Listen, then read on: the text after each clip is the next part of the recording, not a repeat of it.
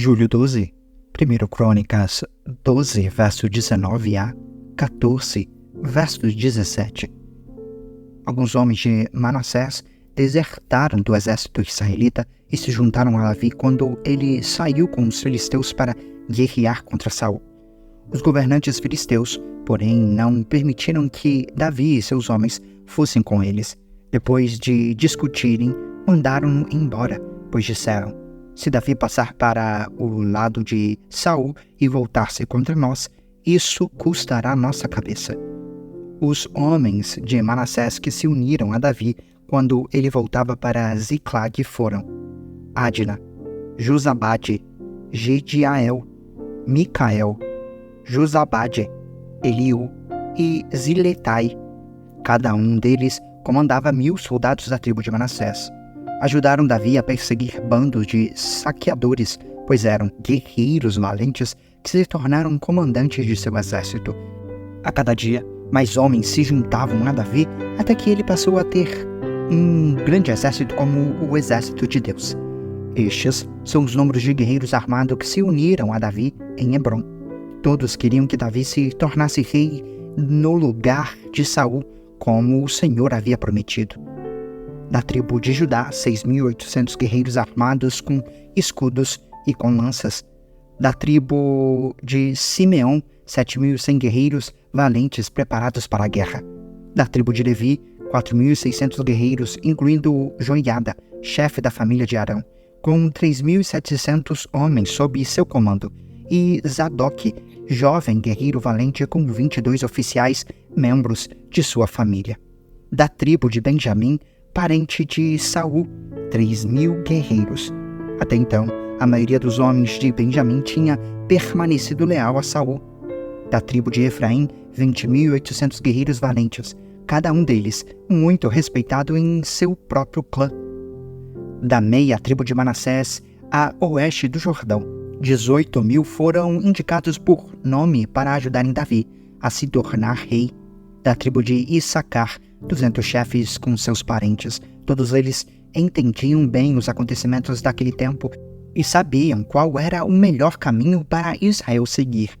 Da tribo de Zebulon, 50.000 guerreiros treinados.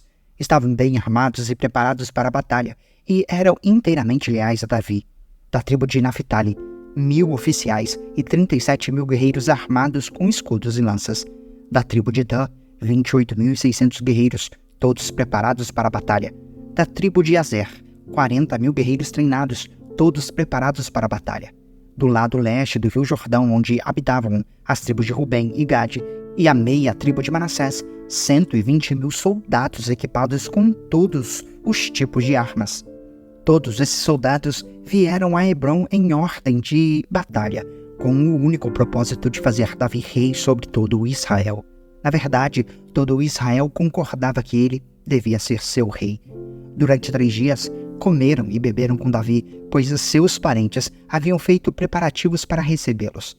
Pessoas de lugares tão distantes como Issacar, Zebulon e Naphtali trouxeram provisões sobre jumentos, camelos, mulas e bois. Trouxeram grandes quantidades de farinha, bolos de figo, bolos de passas, vinho, azeite, bois e ovelhas para a celebração. Houve grande alegria em todo Israel. Davi consultou todos os seus oficiais, incluindo generais e capitães de seu exército. Em seguida, dirigiu-se a toda a comunidade de Israel e disse: se vocês estiverem de acordo e se for da vontade do Senhor, nosso Deus, enviemos uma mensagem aos israelitas por toda a terra, incluindo sacerdotes e levitas em suas cidades, com suas pastagens, para que se unam a nós. É hora de trazermos de volta a arca de nosso Deus, pois descuidamos dela durante o reinado de Saul. Toda a comunidade concordou, pois o povo entendeu que era a coisa certa a fazer. Então Davi convocou todos os israelitas, desde o ribeiro Sior, no Egito, ao sul, até Lebo-Amate, ao norte, para trazerem a arca de Deus que estava em Kiriat-Jearim.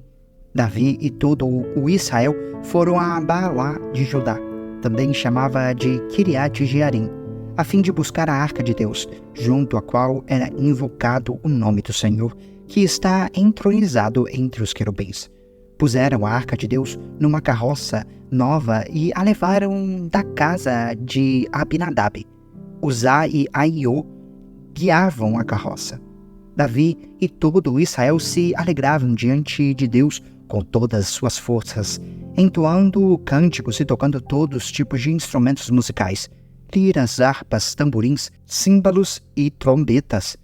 Quando chegaram à eira de Nacon, os bois que puxavam a carroça tropeçaram, e Uzá estendeu a mão para segurar a arca.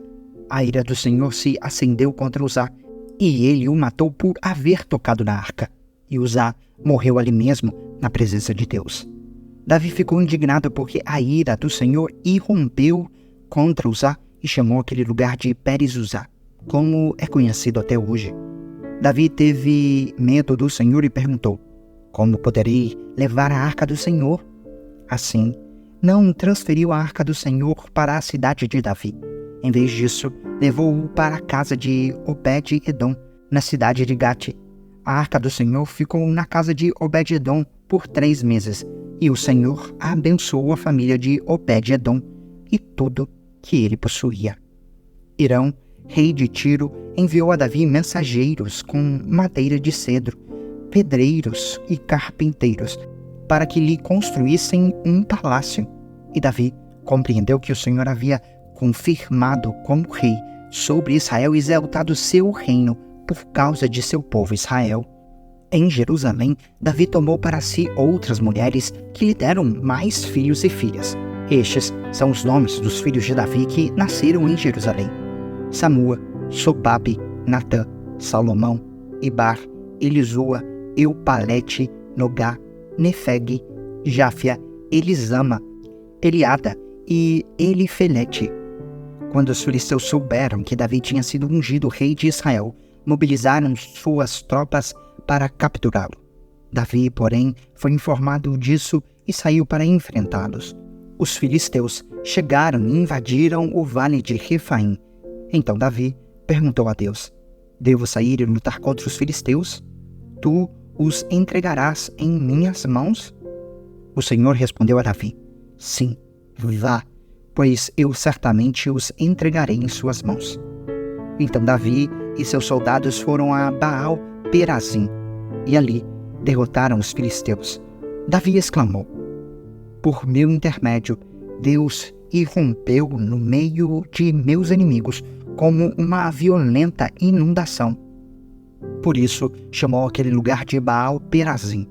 Os filisteus haviam deixado seus ídolos ali, e Davi ordenou que fossem queimados. Pouco tempo depois, os filisteus voltaram a invadir o vale. Mais uma vez, Davi consultou a Deus. Não os ataque pela frente, respondeu Deus. Em vez disso, dê a volta por trás deles e ataque-os perto dos álamos. Quando ouvir um som como de pés marchando por cima dos álamos, saia e ataque. É o sinal de que Deus vai à sua frente para derrotar o exército filisteu. Davi fez como Deus ordenou e derrotou os filisteus por todo o caminho, desde Gibeão até Gezer. Assim, a fama de Davi se espalhou por toda parte, e o Senhor fez que todas as nações o temessem. Romanos 1, versos 1 a 17. Eu, Paulo, escravo de Jesus Cristo, chamado para ser apóstolo e enviado para anunciar as boas novas de Deus, escrevo essa carta.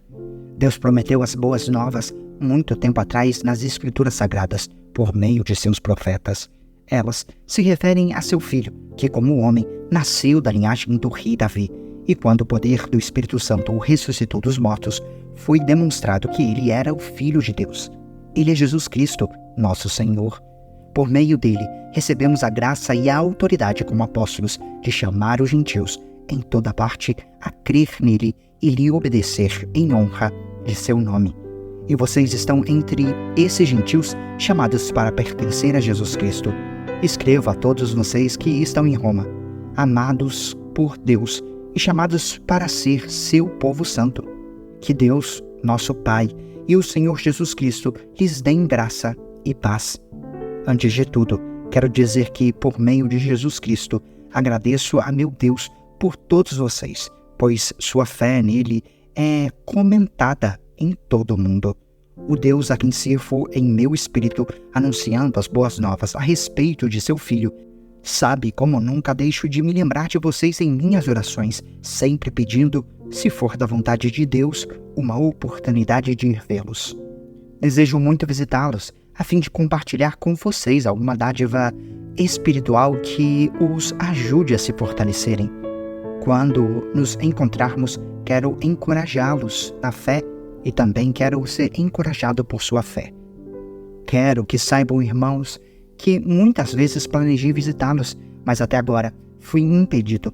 Meu desejo é trabalhar entre vocês e ver frutos espirituais como tenho visto entre outros gentios, pois sinto grande obrigação tanto para com os gregos como os bárbaros, tanto para os instruídos como os não instruídos. Por isso, aguardo com expectativa para visitá-los, a fim de anunciar as boas novas também a vocês em Roma. Pois não me envergonho das boas novas a respeito de Cristo, que são o poder de Deus em ação para salvar todos os que creem, primeiro os judeus e também os gentios. As boas novas revelam como Deus nos declara justos diante dele, o que, do começo ao fim, é algo que se dá pela fé. Como dizem as Escrituras, o justo viverá pela fé. Salmos 9, versos 13 a 20. Senhor, tem misericórdia de mim, vê como meus inimigos me atormentam e livra-me das garras da morte. Salva-me para que eu te louve às portas de Jerusalém, para que eu me alegre por teu resgate. As nações cairão na cova que abriram, seus pés ficaram presos no laço que esconderam. O Senhor é conhecido por sua justiça, os perversos são pegos nas próprias armadilhas. Os perversos descerão à sepultura. Esse é o destino de todas as nações que se esquecem de Deus. O necessitado, porém, não será esquecido para sempre.